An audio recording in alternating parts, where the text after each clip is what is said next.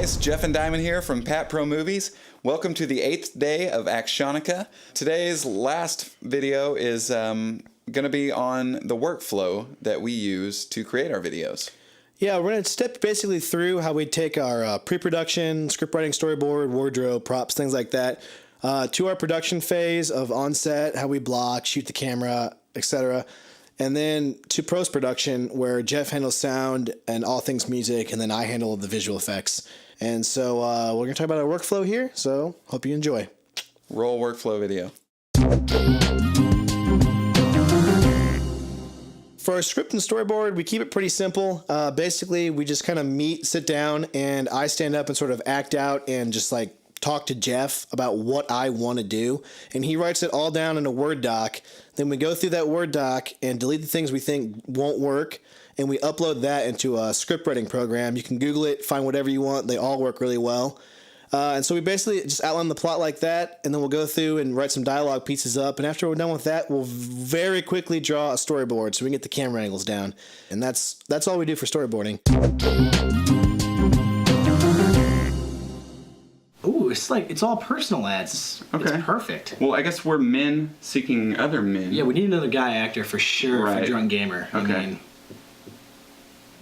oh, look, handsy. that's perfect. Yeah, we need somebody who's really hands-on. You gotta be hands-on when you act. Yeah, He says he's down to role play. I mean, What? that should be obvious. He's an actor. Right. He's got to role play. Oh, he'll send us a pic. That's what we need, a good headshot, you know? Just a big headshot. Email him. He's in. We got him. All right. So casting is tricky for a no-budget film because basically we have no money to pay our actors. But if you're looking for someone that has a little more experience on stage or on camera, and you have more dialogue in your scene, go to your local college and talk to their drama department. You can usually find some actors that are willing to work for little or no money and just trying to pad up their resumes or demo reels. So that's a good place to start for casting. All right, here's your motivation. Okay. You got a wife, 3 kids, and a set of twins. Okay. Now your wife, she's at home in bed cheating on you. You don't know it yet. Okay. Get behind that tree. Okay. And action. All right, you just found out your wife's cheating on you. Now head towards that hill. All right, guys. When we shoot, we try to keep it as simple as possible on set. Jeff will work camera, and I usually act and direct. Yep, the camera we use on set is actually a Canon DSLR camera. It's the T2i Rebel, and I actually strapped that onto a glide cam rig, so the shots are actually stabilized on set and get some great footage from that. We like to have the rule of thumb that we'll shoot everything at least twice and at least 2 different angles. So that ought to get you started on making some good films. Good luck. So when it comes to editing, there's a few important things to know, and that's especially when you're shooting on these DSLR cameras, it's important to transcode your footage before you bring it into your editing system. We use Apple ProRes to transcode our footage, and then we'll bring it into Final Cut and do our edits. And our edits are pretty straightforward because we know what we want on set. So we shoot what we need on set. We don't overshoot too much. Try to get the bare essentials of what we need. That way, in post-production, we can burn it out quickly, and time is a very important factor for us. So. When we do visual effects, our workflow is pretty simple. I take the cut that Jeff does, and we isolate all of the effects cuts, and he renders them out and gives them to me. I number them just 001, 002, and I go through and I do the effects. I leave a handle on each side, about 2 seconds of black, so Jeff has something to go back in and cut with, which is the easiest for him. And then I just composite all the explosions, muzzle flashes, smoke, etc. on top of the original cut. And then basically render it out, give it back to Jeff, and he slaps it in the footage and we make it work. And that's all I do for the visual effects.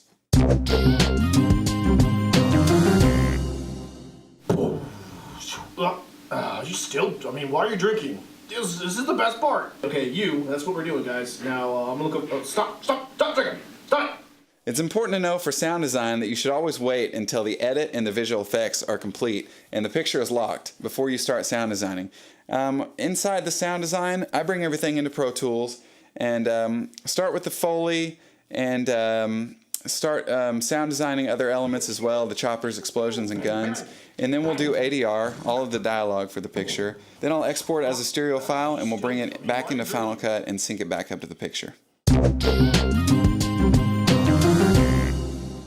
So after the sound design, I attack the music for the piece. And I use Logic Pro to do the music. I find it's better for MIDI style recording. I'll get a render from Diamond of the picture and pull it into Logic, and I start building my drums to the piece. And obviously in the more higher action sequences, you'll have bigger drum hits, maybe a faster tempo, that kind of thing.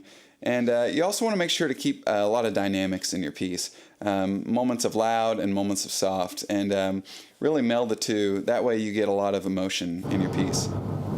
No, do it again. After the drums, it's nice to have a live recorded element in your music. I prefer guitars because I'm a guitarist. We'll take that, add it to the Pro Tools session for sound design, and render out one big file for the final edit.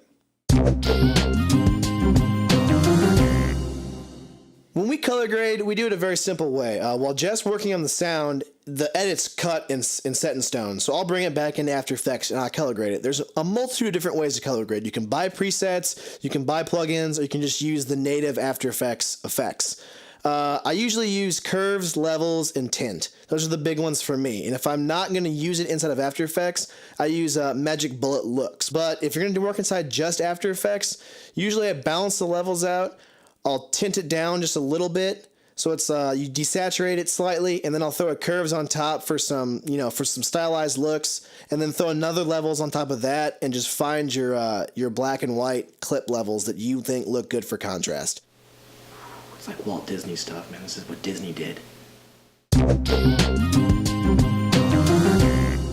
Hey guys, thanks for watching. I know it's a little bit of a longer tutorial.